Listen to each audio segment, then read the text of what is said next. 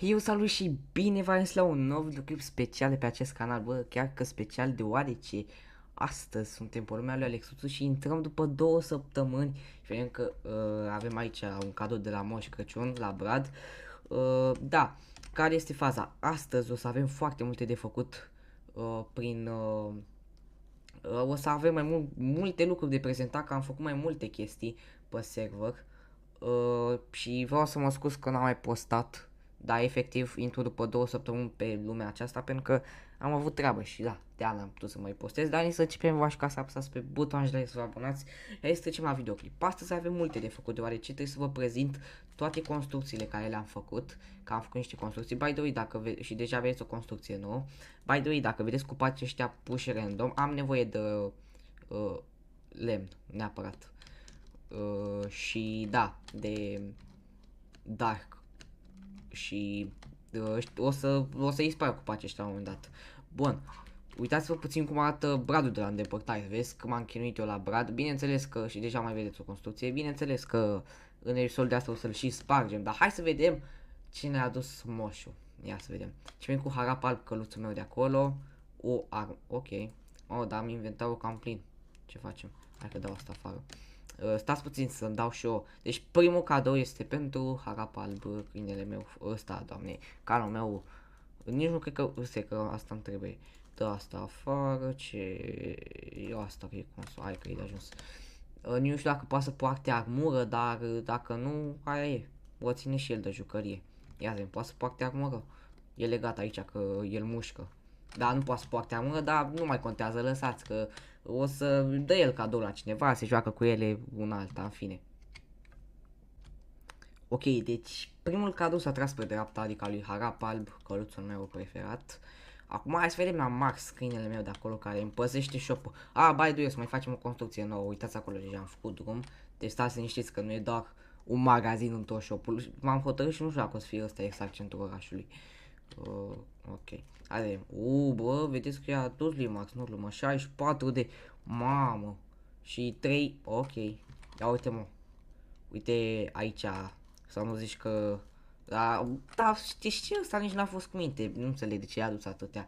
Deci, dacă mă mai super la anul 2025 acum, nu știu ce...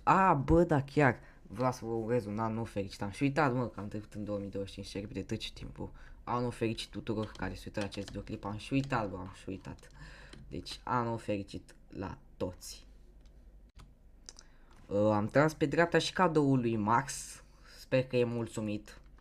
Să nu-mi facă fițe. Acum, trecem la Teolic. În caz că vă întrebați cine e Teolic, ei bine, i-am pus numele lui my friend Teolic 49, cred că îl știți de pe YouTube, la pescărie, la un villager de la pescărie. Și uitați ce a adus, fraților, un steak de... Bă, dacă nici asta nu este ceva... Deci dacă facem mofturi, Teolic acum, deci ca idee, știți că îl știți pe Teolic, da? Și de pe server și de pe YouTube.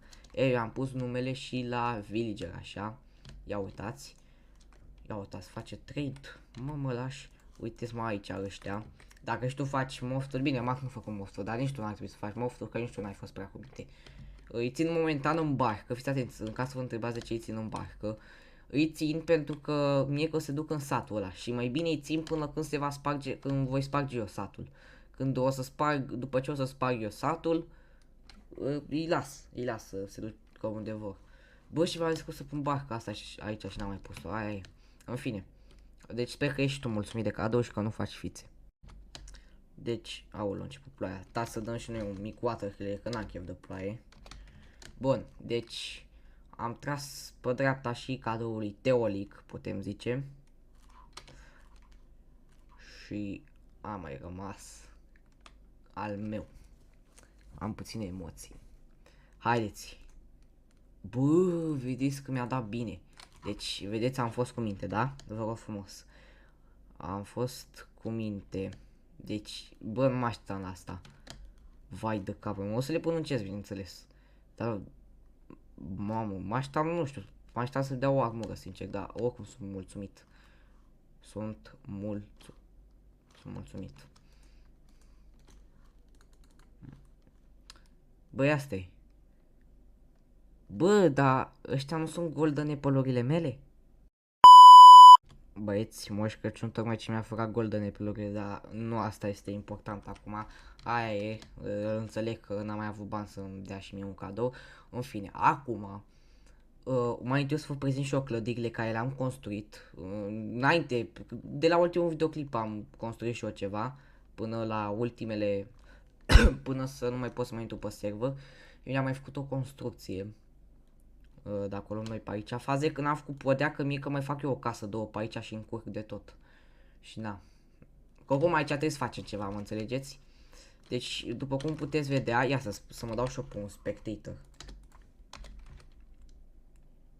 Și să dăm și un timestamp, de că totuși n-am chef să mă culc. Acum eu trebuie să vă prezint anumite chestii. Deci uitați cam așa arată, foarte detaliat, bineînțeles după tutoriale. Vă dați seama, n-am eu atâta imaginație, dar uitați și voi că e chiar șmecher, n-aveți ce să ziceți. Mai exact este un turn de, nu știu, de să veghem orașul, nu știu cum se zice, turn de veghe, nu știu. Să vedem și noi orașul. Acum o să intrăm, ia uitați cum am făcut pe aici. Aici este decorul meu aici. Aici este decorul meu aici, da, vă rog frumos, ceva productiv și de la mine.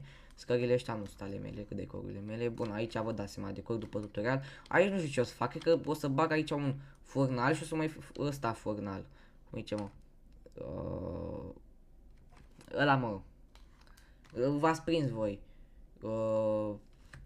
Naiba să-l ia, nu mai contează. Și fac aici un grătar, pun carne pe el. Cred că știți și voi, ăla de la campinguri. Focul ăla, mă, dă-l încolo. Fine. Deci ați văzut acolo și acum că mai urcăm, uite bă, ăsta, deci o să pun ăsta acolo. Și fac un grătar în alta. Fine, bun. După, aici vă întrebați pe dacă cum este orașul, efectiv se duce așa și poți să-l vezi. Dacă chiar nu poți să-l vezi nici așa, te pui frumos pe crouch și ieși de aici și îl vezi mai bine, cât vrei tu îl vezi. Și așa pe toate părțile, efectiv. Și dacă te duci pe aici, bine, de fapt mie îmi place să stau aici, nu stau eu de aici. Da, peste tot. Ia uite. By the way, am 80% sunt hotărât și aș vrea să fac un castel pe acolo. Da, un mic spoiler așa, nu vă dau mai multe detalii. Da, chiar frumos. Bun, acum să vă prezint următoarea construcție, care o să ați mai văzut-o, este un turn de luminat dacă nu mă înșel, gen în caz că te pierzi pe mare și vezi turnul, efectiv nu știu, te ghidează turnul ăsta cu lumina lui, în caz că sunt prin apropiere noaptea, dar nu pot să ajung pe aici că nu văd și văd turnul ăsta care lumină sus. O să vedeți acum cum am făcut, cât de creier am fost. Mai întâi să ne ducem aici la pescărie. Vedeți că am făcut pescăria cu un scopia, uitați, luăm barca și ne ducem. Deci vreau să vă zic că asta n-am luat-o după tutoriale. Prima construcție care n-am luat-o după tutoriale. Deci am făcut screenshot. What? În fine. Nu mă, vreau să, așa mă, da. Ia uitați. N-am făcut-o după tutoriale, dar nu înțeleg ce am făcut screenshot. Fine. Deci totul este custom făcut de mine, nimic după tutoriale. Aici, după cum vedeți, avem și un din ăsta să parcăm barca. Pentru că da, doar nu fii pe aici. Bine, poți să și nu-ți da puția mai mult. Ia uite. Bum, am parcat barca și acum avem o portiță pe care intrăm. Și totul e custom făcut de mine. Deci, jur că nu e luată după tutoriale. Pământul e custom, adică insula asta, mă rog. Totul custom. Aici dacă intri, aici poți intra să, nu știu, ori stai pe banca asta, da, că n-ai ce face. Ori vezi pe aici și tu. Bine, în mod normal, nu prea au cum să ajungă villager pe aici, dar o să pun un villager aici, o să-l aduc cu barca. Ce mai probabil. Bun, acolo la fel. Da, nu știu doar că va greși ce e prin spate, nu prea e nimic prin spate. Da, nu e nimic. Bun. Dar am făcut un model de geamuri, fiindcă nu puteam să le fac. Îmi ieșeau prea mari dacă puneam și aici și aici. Și am zis să fac modelul ăsta. Nu prea îmi place nici mie, dar lăsăm așa. Trăm înăuntru. Vreau să-mi scrieți în comentarii. Mie nu prea mi-ar plăcea, dar ziceți voi. Ar trebui să fac etaje, gen să pun aici lemn ca etaj. Adică... Dar n-am... În fine. Ce ziceți? Ar fi o idee bună sau lăsăm așa până sus de tot? Nu știu. Eu n-aș vrea să pun. Adică, na. Aveți scările ăștia. O să mai luminez pe aici, by nu prea e destul luminat. Și o să mai decorez puțin. Dar nu prea ce să decorez aici. Și uite, ajungi deja sus de tot. Pe aici poți să vezi și orașul cât vrei. Mie nu prea poți să-l vezi decât pe aici, pe la mal. Și dacă vă uitați aici, e plin de lanterne, lumini, tot, pentru că, na, până la urmă trebuie să lumineze. Deci, da, o idee foarte bună, părerea mea. Totul din mintea mea. Deci, n-aveți ce zice. Da, chiar mi-a ieșit bine părerea mea, având în vedere că e și din mintea mea. Bine, în mod normal, scările astea nu prea ar avea logică, că dacă pici, în realitate, de sus de tot ești mort, dar... Da, logica Minecraft. Bine, de fapt, logica mea, că Minecraft n-are nicio vină aici. Sau nu știu, efectiv, ok, suntem într-un joc, da? De la distanța aia nu muriți în jocul ăsta. Mai ales dacă aveți armură. Bun. Și ajungem din nou aici, ia să vedem, o parcare frumoasă. Mamă, în sfârșit îmi iese și mie. Bă, îmi place că unele chestii ies numai pe videoclip. Mai știți pe Fortnite, la primul nostru videoclip de Fortnite, când sta să dau, de fapt nu. Primul nostru videoclip de Fortnite când a dat Victory Royale din primul meci și eu nici nu prea jucasem de mult. Sau nu mai știu exact. Dar nu prea eram obișnuit să dau Victory Royale. Bun, acum, din păcate trebuie să ne luăm rămas bun de la Brad, fiindcă suntem în 7 ianuarie și da.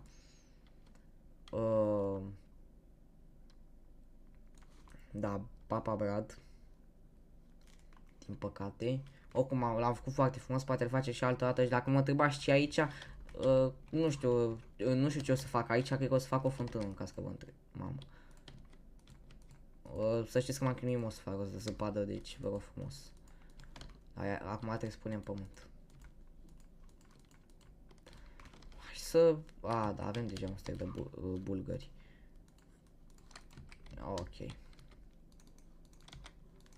Așa. Că trebuie să facem și noi frumos pe aici. Chesturile le luăm după. Că nu mai avem loc în inventar. După videoclip le iau. Eu fac mai multă curățenie pe aici. Ok.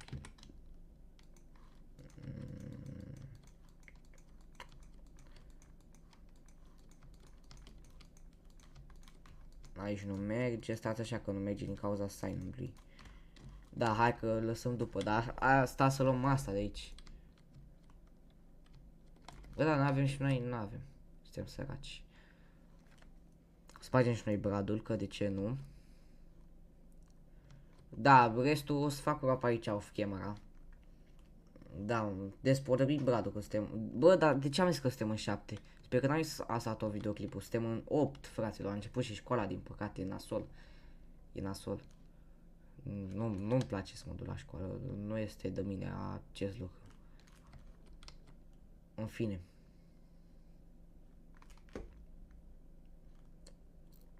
Stați că sunt concentrat aici să sparg ăsta. Dar lasă că-l sparg după videoclip, că nu prea mai ajung. Stați așa, spargem ăștia bine. Dacă vă întrebați de unde am luat eu gardurile ăștia, le-am luat acolo din... Dacă vă uceți laminat, mai dați de metrouri din alea abandonate, că eu nu știu cum se... Nu mai știu cum se numeau. Și na, acolo, de acolo le-am luat. Hai că restul după videoclip off camera. Salut Max. Deci, da, v-am prezentat cam tot. Stați puțin că văd niște musafiri. Dar știți ce? Nu vreau să omor traderul, că am eu ceva în cap să fac cu el. Ia stați, vreau să văd dacă are niște trader bune, că am nevoie de emeralde. Ați văzut de ce am nevoie de emeralde. Ca încheiere de videoclip. Deci fiți atenți, ia. Mă pune să... Cel mai prost trader. Deci fiți atenți. Am farmat aici în continuu și uitați. Bă, what? Bă, aici era mending, pot să jur. Bă. Aici, nu. Nu, că de ajuns. Deci, aici era mending, să fie sănătos, Dumnezeu să-l ierte, deci nu se poate așa ceva. Ieri avea mending, puteți să-l întrebați și pe Teolic, astăzi vine cu porcăria asta la mine, nu e exclus așa ceva, să-i fie rușine, în fine. N-ați văzut nimica, stați să dau un timestamp de aici, că să pot și eu să-mi închei aici videoclipul, să nu mă atace niște mob, să nu bubuie niște creeperi, în fine, da. cam atât și cu acest videoclip. Sper că v-a plăcut. Dacă v-a plăcut, nu uitați să apăsați pe butonul și like, să vă abonați. Încă o dată îmi cer scuze că n-am mai postat în ultimul timp, am avut treabă. De acum încolo o să reluăm postatul. Let's go cu 500 de abonați. Până atunci eu am fost Alex Suțu și ne vedem data viitoare. Po, po!